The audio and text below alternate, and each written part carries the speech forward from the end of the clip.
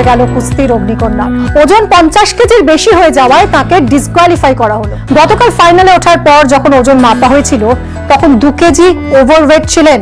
প্রাণপণ চেষ্টা করেছেন সারা রাত, স্কিপিং করেছেন, সাইক্লিং করেছেন, যা যা করা হয় আর কি ওজন কমানোর জন্য সবই চেষ্টা করেছেন, চেষ্টার কোনো ত্রুটি রাখেননি। কিন্তু তারপর আজ যখন ওজন মাপা হলো দেখা গেল 50 কেজি থেকে মাত্র 100 গ্রাম বেশি তার ওজন।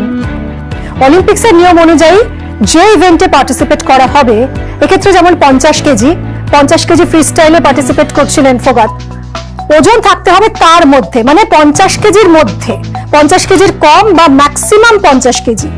1 গ্রাম এমনকি 1 মিলিগ্রাম বেশি হলেও ডিসকোয়ালিফাইড হবেন।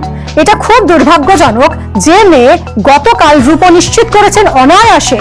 কাল যে বাউট খেলেছেন তিনি, তার আগে যে ওয়েইং করা হয়, ওজন মাপা হয়েছিল, সেখানে যদি 50 কেজির নিচে থাকেন বা 50 কেজি লেজিটিমেট থাকেন, গতকাল ওকে ডিসকোয়ালিফাই করা হয়নি, তিনি খেললেন, তিনি জিতলেন এবং জেতার পরে যখন ওজন মাপা হলো তার, কি করে এক রাতে 2 কেজি ওজন বাড়িয়ে ফেলেন? ডিসকোয়ালিফাই হওয়া মানে তো শুধুই যে তিনি ফাইনালে খেলতে পারবেন না তা নয়, তিনি পুরোপুরি কম্পিটিশন থেকেই আউট হয়ে গেলেন। এর ফলে 50 কেজি বিভাগে কেউ আর রূপ পাচ্ছেন না। আরেক ফাইনালিস্ট যিনি ছিলেন আমেরিকার সারা হিলডেব্রান্ট, তিনি সোনা নিয়ে যাচ্ছেন কোনো লড়াই ছাড়াই। ভারতীয় শিবির থেকে অনুরোধ করা হয়েছে ভিনেশকে এই চরম দুঃসময় যেন একা থাকতে দেওয়া হয়। অথচ এই অলিম্পিক্সে কি করেননি তিনি বলুন তো? যাবতীয় প্রতিকূলতা, যাবতীয় প্রতিবন্ধকতা সব উড়িয়ে দিয়ে 50 কেজি ফ্রিস্টাইল কুস্তির ফাইনালে উঠেছিলেন তিনি।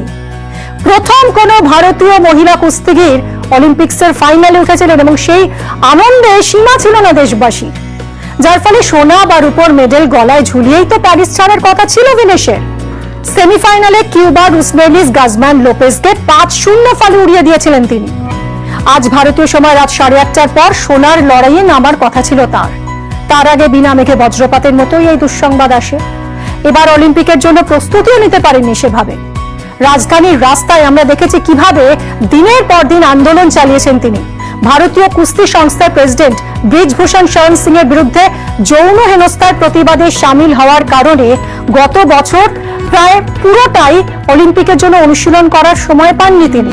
কিন্তু তারপরেও তিনি স্বপ্ন দেখেছেন অলিম্পিক থেকে পদক জয় এবং এগোচ্ছিলেন তো সেই মতোই।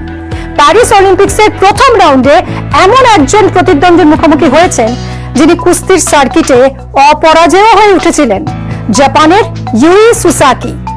টোকিও অলিম্পিক্সের সোনা জয়ী সুসাকি, তিনি 4 বারের ওয়ার্ল্ড চ্যাম্পিয়ন।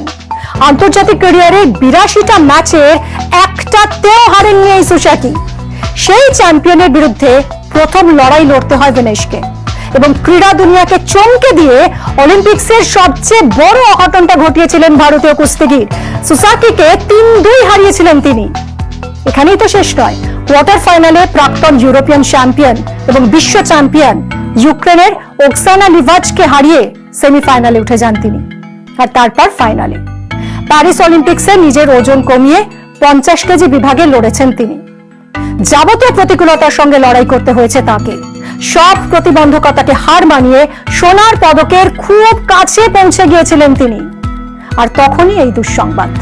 শোকের ছায়া নেমেছে ভারতীয় শিবিরে। এমনিতে ভিনেশ লড়াই করেন 53 কেজি বিভাগে, কিন্তু প্যারিসে ওজন কমিয়ে তিনি নেমেছেন 50 কেজিতে।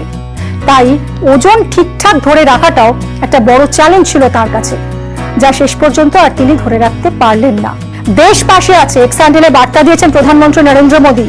ভিনেশ চ্যাম্পিয়নদের চ্যাম্পিয়ন, প্রত্যেক ভারতবাসীর গর্ব, এই বার্তাই দিয়েছেন প্রধানমন্ত্রী। কিন্তু কিভাবে এই পরিণতি হলো, যা স্বপ্নভঙ্গ করলো গোটা দেশের? ইতিমধ্যেই বিরোধীরা এর পিছনে রাজনৈতিক কারণের তথ্য তুলে ধরছেন, কিন্তু অলিম্পিক ভিলেজে ঠিক কি ঘটেছে তা তো সময়ই বলবে। আপাতত আমাদের চোখের সামনে শুধুই এক স্বপ্ন ভাঙার ছবি, অপ্রত্যাশিত এক আঘাতে গোটা দেশের গভীর যন্ত্রণার ছবি।